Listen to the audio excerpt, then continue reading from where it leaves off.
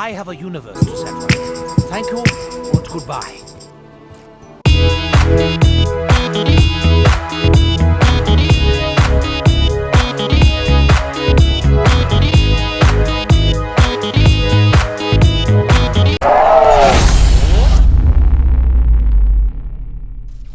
Hey, what's up soldiers, my name is GregFPS and welcome back to another Call of Duty Zombies Top 10. I just want to say I'm sorry this didn't get uploaded on Saturday. I had a lot of stuff going on so I wasn't able to upload it, but here we are today guys with the top 10 underrated weapons in Call of Duty Zombies. This is a list compiled by you guys, the subscribers, the fans, the commenters on this video, so make sure you guys vote for next week's, which is going to be the top 10 best maps in Call of Duty Zombies. So this is your favorite map. Comment it down below. I made a list, but it was my opinion, not yours. So I wanted to kind of revisit this one because a lot of people get so triggered at me on that one. It's hilarious.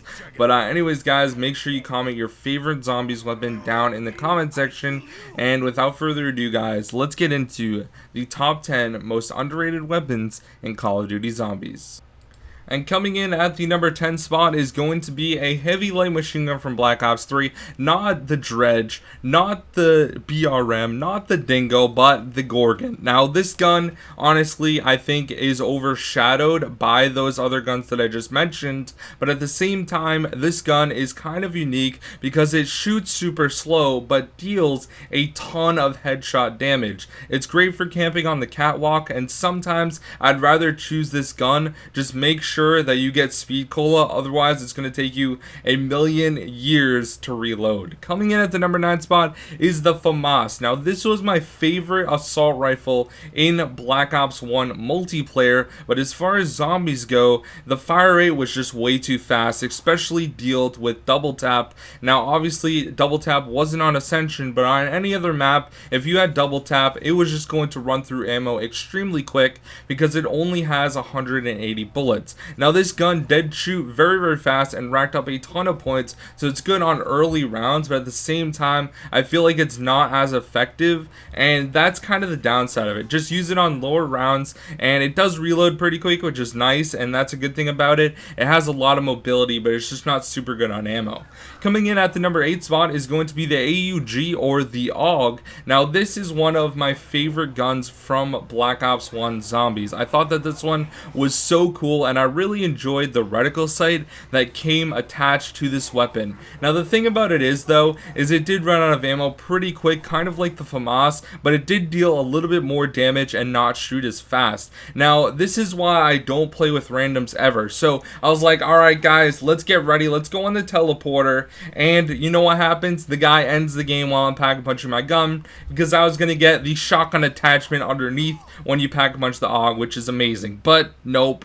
That's why I don't play with randoms much anymore. Coming in at the next spot, the number 7 spot, is going to be the KRM from Black Ops 3. This is probably my second favorite shotgun ever in Zombies. This one is so good when you put double tap on it because it just cocks back so quick, and then speed cola, man, it just makes it insanely good. It's basically a semi-auto shotgun the entire time, even though you're cocking back. This thing deals so much damage. It's great for boss fights, especially on Drak and stuff like that, and it's great for taking out Panzers on Drak as well. Coming in at the number 6 spot is going to be the 5.7s from Black Ops 2. You can either get these dual wield from the box or just single wield, and these things deal a ton of damage. Now as you can see, my teammate is using the paralyzer here, which is kind of slowing them down, making them a little bit easier to kill, but at the same time, even if there was no paralyzer, they're still going to deal a ton of damage and kill zombies on pretty high rounds.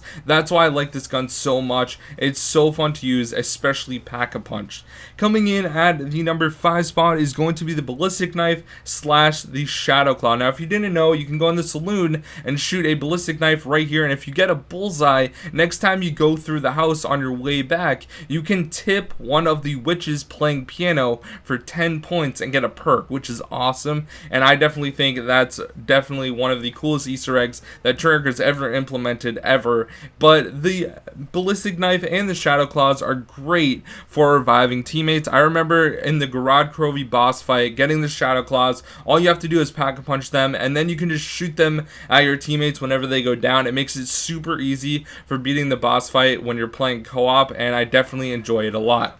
Coming in at the number 4 spot is going to be the CZ75s. Now this is by far one of the best pistols. Now as you can see here, we have insta-kill, but it is great for getting points even if you don't have insta-kill on fairly low rounds. Now the great thing about this gun also is if you pack-a-punch it, it's going to be extremely strong. Even at high rounds, it's pretty much going to be like a 2-shot kill on like round 20, and that's what makes this gun so fun to use. Sometimes I just like to grab pistols and have fun with them. I like using the Cobra, which is the pack-a-punched Python, and also this gun a lot. They're great fun to use. Coming in at the number 3 spot is going to be the Brekkie, my favorite shotgun ever in zombies. This thing is so much better than the Haymaker, and I don't know why people choose the Haymaker all the time. Probably because they have a horrible trigger finger and have to use the fully auto function. The Brekkie, if you have a good trigger finger, is going to take down panzers extremely quick, and you can shoot it faster than the Haymaker's fire rate. So I don't know why everyone hates this gun, but it is super underrated, and if you don't use this gun often, you should really switch to it from the Haymaker. Coming in at the number 2 spot is the FNFAL, or the FAL. Now this gun was in Black Ops 1 and Black Ops 2, and this was one of my favorite weapons, especially on the lower rounds. It just wrecked zombies and got a ton of headshots. This was like a headshot machine, 2-shot to like round 10. I love this gun so much, and it was a ton of fun to use in multiplayer as well. I just feel like it didn't really get the recognition it deserved, because it did get you a ton of points because it was a semi-auto and you had to have a pretty good trigger finger. Alright guys, it's time for the honorable mentions. The first one is going to be the HD40, which is basically a reskin of the MP40. This gun racked up a ton of points and it was so fun to use. I definitely would recommend using this gun whenever you guys play on Zetsubo. Oh wait, you probably don't play Zetsubo anymore. I don't know why they didn't bring this gun to other maps. It would have been great on GregFPS or Revelations. I think that this gun is by far one of the most underrated. I thought it was so fun to use, and the fact that it had the Afterburner name brought over from the MP40, I mean, it just made me feel like I was using the MP40 Black on the Black Ops 1 days, and that's why I love this gun so much. Super underrated. The next one is going to be my favorite assault rifle from Black Ops 3, and I'm glad you guys voted for this one. It is the ICR. Now this gun was a wall buy on a few maps, which made it awesome. Whenever I was playing Zetsubo, I would go buy this gun off the wall, and it was just amazing for getting points. It would shred through zombies. It has a really good damage and fire rate, especially if you're shooting at the zombies' heads, and a few of my friends just started using this gun as well, pretty much every time whenever they play on this map, just because they realized how good this gun actually is. I also really enjoy the iron sights, and when you pack-a-punch it, it becomes a melter and it destroys thrashers extremely quick. Coming in at the next honorable mention spot is going to be the Executioner. Now this pistol was one of the coolest ever. The thing that really made it suck though was how long it took to reload. Although this gun dealt a ton of damage, when you get to the higher rounds, it's not going to one-shot zombies, which kinda does suck, but as long as you pack-a-punch it, you can have a ton of fun using it, and I highly recommend whenever you guys get the chance to get this from the box, because it is pretty rare. It took me about 100 box hits to get this weapon for this gameplay right here. I'm gonna be 100% honest. It took me like 5 games of buried. I'm not even lying. But it's still really good, and I would highly recommend that you guys use it. So coming in at the number 1 spot is going to be the STG from either World at War or Origins. I mean, this thing was absolutely beast mode. I love the Origins one so much, especially when pack-a-punch. In this gameplay, I was playing with Crash Power, and we ended up getting a Panzer eventually in this gameplay, I believe. But anyways, guys, the STG is just so fun to use. I would highly recommend that if you guys ever get the chance to play Origins or World at War, definitely use this gun, because you're just going to rack up up a ton of points, which makes it awesome, and it's so fun to use on Origin with conjunction of the staffs. You're just going to get so many points, and it's just going to be a ton of fun. So anyways, guys, thank you so much for watching this week's Call of Duty Zombies Top 10, the top 10 underrated guns in Call of Duty Zombies. Now, next week, I'm going to be doing the top 10 best maps in Call of Duty Zombies, so make sure your voice is heard by commenting down below. This is 100% going to be your vote, so I'm not going to have a say in that, even if I think Mob of the Dead is number 1, which, as you guys know, is my favorite map.